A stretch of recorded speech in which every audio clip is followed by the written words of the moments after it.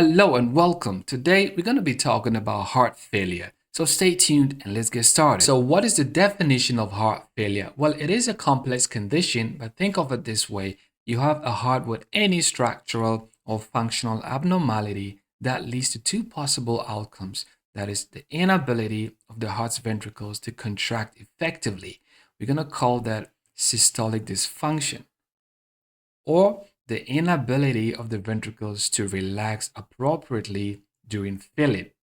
Now, the inability to contract, that is otherwise systolic dysfunction, leads to a decline in the ejection fraction. That is, there is a decline in the cardiac output and a diminished perfusion of the body's organs, including the coronary arteries. So, the body is deprived of oxygen and nutrients. In other words, there is a failure to meet the body's metabolic demands. Now, the inability to relax together with systolic dysfunction can all lead to an increased filling pressures, which causes a backlog of blood and a subsequent venous congestion. Now, I would like to highlight several key determinants of systolic performance, starting with the term preload. You must have heard of preload many times. So, preload is simply defined as the volume of blood that fills the ventricles during diastole. Let me make some logical deductions here. So, assuming this is the left ventricle, okay, left ventricle, which is being filled. And when does filling take place? You're saying diastole, right? And where is the filling coming from? It is coming from venous return. So we can confidently say that preload has a relationship with filling, that is diastole. All right. We can also say that filling, that is diastole, has a relationship with venous return. And we can also say that filling has a relationship with the end diastolic volume. Okay, so filling also means stretching cardiac muscle fibers. You elongate the cardiac fibers, and that is what we call passive tension. So passive tension is directly proportional to length. If you stretch, if you fill, that means you are increasing the length of the muscle fibers and you increase passive tension. This is important because active tension is the opposite of this. So active tension is going to be indirectly proportional to the length. That is, you need to snap the muscle back to eject the blood. Filling occurs with passive tension, but ejection occurs with active tension. All right. So what do I mean here? All I'm saying is that based on all this that I've explained, we can confidently say that preload is proportional to venous return, and venous return as well as the preload also proportional to the end diastolic volume, which is also proportional to passive tension. In other words, if you increase venous return, you will certainly increase preload. You will certainly increase the end diastolic volume and you are increasing passive tension. Now, the reason why this is important is that the heart, or during heart failure, there is a high preload state. And so you would have to choose ways to decrease preload during the treatment. All right. To quantify preload objectively, an echocardiogram can be used to measure the end diastolic volume, okay, which is the total volume of blood present just before contraction. The next determinant to consider is afterload, which represents the workload or resistance that the ventricles must overcome to effectively eject blood during systole. Let us take a look at the law of Laplace, which states that tension in the wall is directly proportional to the pressure as well as to the radius, and inversely proportional to twice the wall thickness. So that if you increase the pressure, or if you increase the radius, as in if you overstretch the cardiac muscle fibers, then you are putting some stress or you are increasing the wall tension, and this is afterload.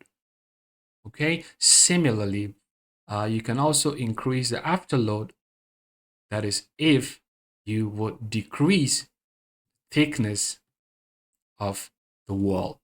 When the thickness of the wall is decreased, it means that you have overstretched the fibers.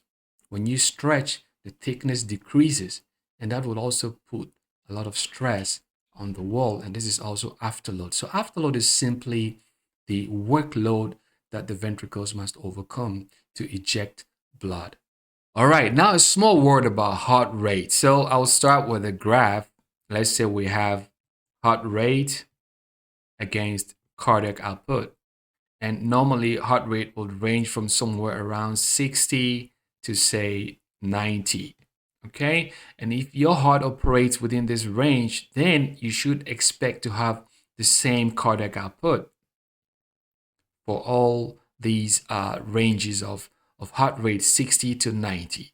Now, you recall from the formula that blood pressure is equal to cardiac output multiplied by the total peripheral resistance, and cardiac output is actually a product of the stroke volume and the heart rate.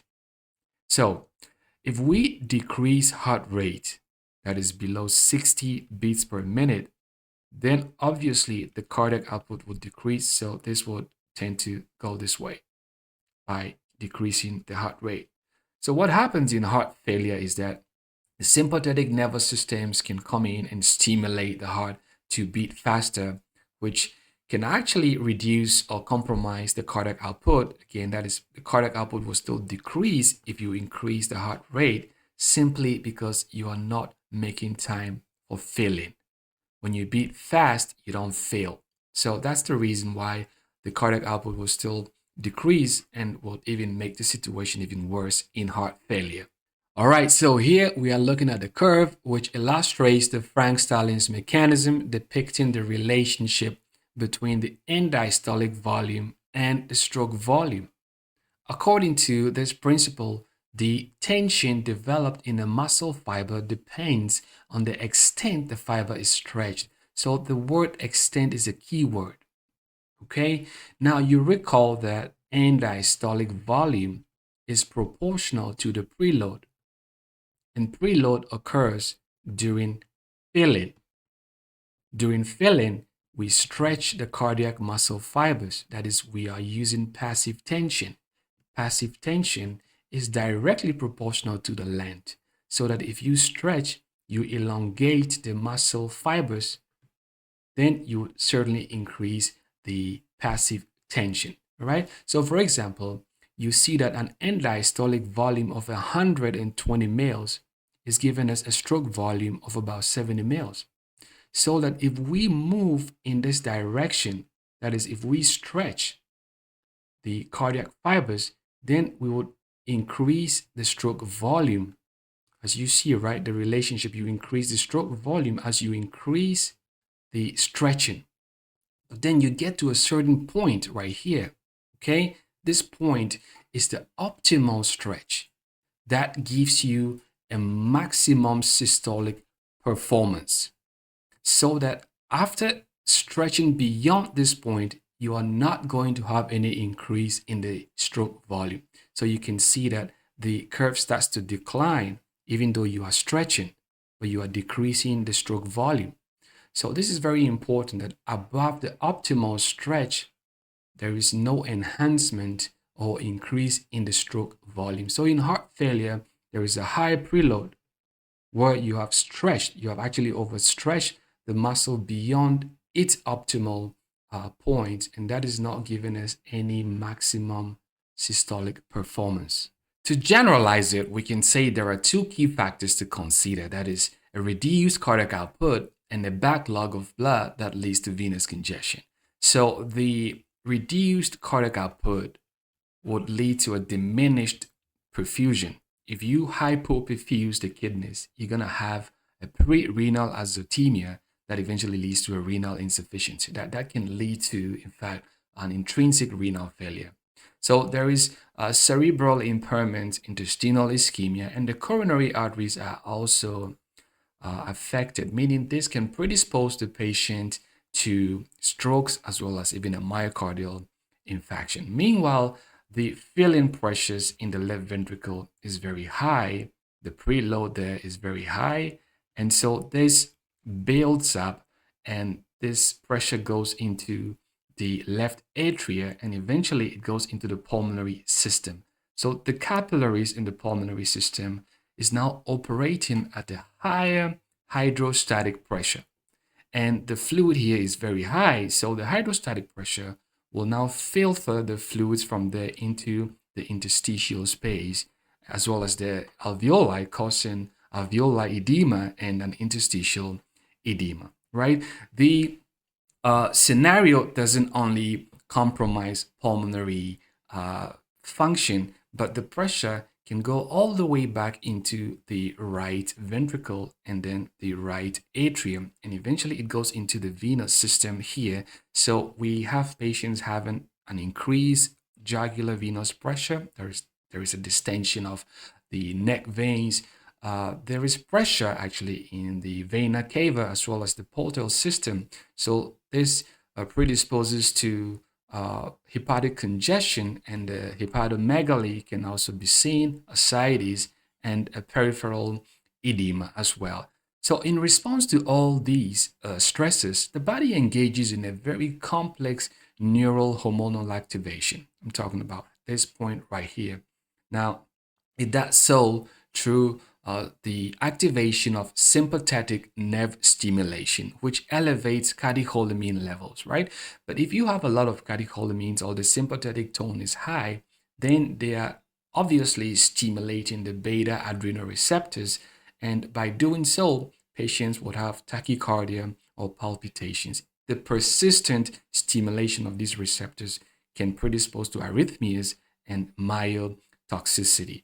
Additionally, the activation of the renin-angiotensin-aldosterone system also promotes, that is right here, sodium water retention. Okay, we have heart failure, there is fluid overload, there is no fluid in circulation, there is stasis, and so this system gets activated to enhance the circulation fluid, which inadvertently worsens the high preload state and impairing hemodynamics. Under these challenging conditions, cardiac cells will strive to adapt, leading to changes such as hypertrophy, fibrosis, cell death, myotoxicity, and culminating, of course, in further remodeling. So there is also the release of brain natriuretic peptides as well as atrial natriuretic peptides, but let's focus on BNPs, right? These are released from the ventricles because of the high preload, because of the high stretching of the cardiac muscle fibers. So BMPs are released from the ventricles, which promote sodium loss in order to reduce the preload state. Heart failure can be classified in several meaningful ways that help guide diagnosis and treatment.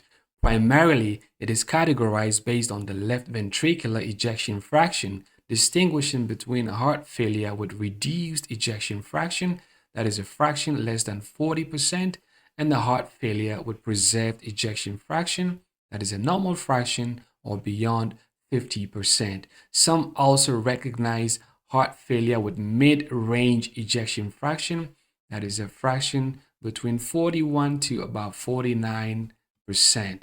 Furthermore, heart failure may also be characterized as systolic or diastolic.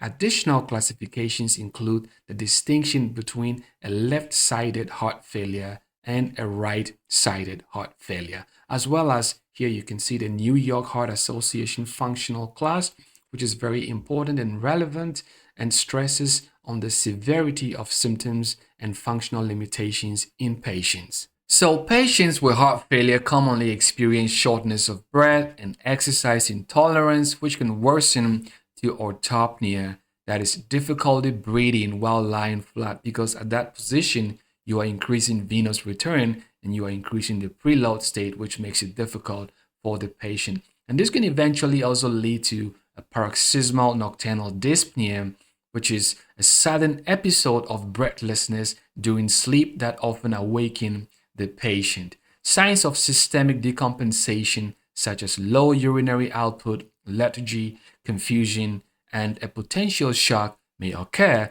reflecting the heart's compromised ability to maintain an adequate circulation. S3 sound, I also want to say, is indicative of a turbulent blood flow into a failing ventricle during the rapid phase of filling, right? An edema of the gut lining may develop also, which may interfere with proper absorption of oral medications. This is why the initial administration of IV diuretics is useful during decompensation. The rest of the signs and symptoms presented below may all prevail with heart failure. So, in a decompensated left-sided heart failure, dyspnea is often predominant. In contrast, that is right-sided heart failure often presents with signs of fluid overload and venous congestion that is leading to symptoms such as edema, hepatic congestion, and ascites. In the investigation of heart failure, an echocardiogram plays a crucial role by providing essential information on heart function and structure. It helps quantify parameters such as the ejection fraction or the end diastolic volume. So it is mandatory in the evaluation. B-type natriuretic peptides known as BNPs and their inactive prohormone counterpart, that is the N-terminal pro-BNP levels, are very useful, especially in heart failure with preserved ejection fraction. So what's the difference? BNPs have a hormonal activity and the half-life is very short compared to the NT-proBNPs, which has a longer half-life. So their concentration will be higher, and that means that they will give a more stable and a more reliable assessment of cardiac stress. Chest x-rays are very important in evaluating heart failure, providing important signs that I will cover in the next slide. So please make sure to review that useful information. Additionally, electrocardiogram is valuable as it may detect potential arrhythmias, hypertrophy, or even a myocardial ischemia.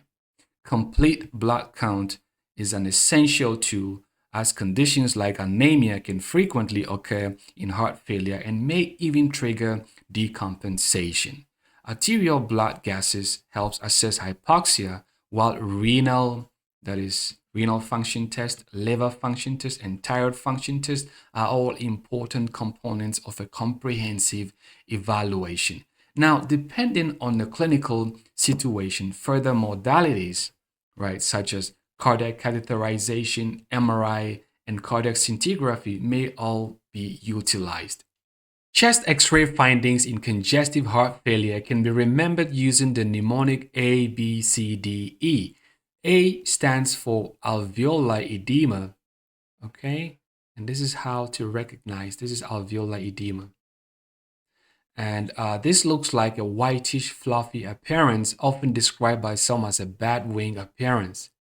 And B also stands for curly B lines.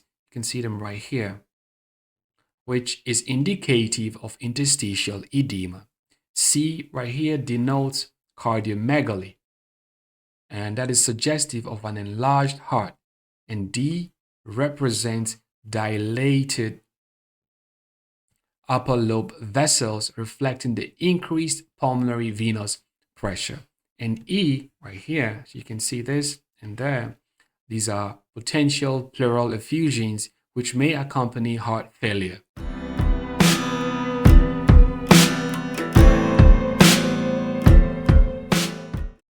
Thank you, and I hope this was useful. If you enjoyed it, then hit the like button and subscribe to the channel. Bye.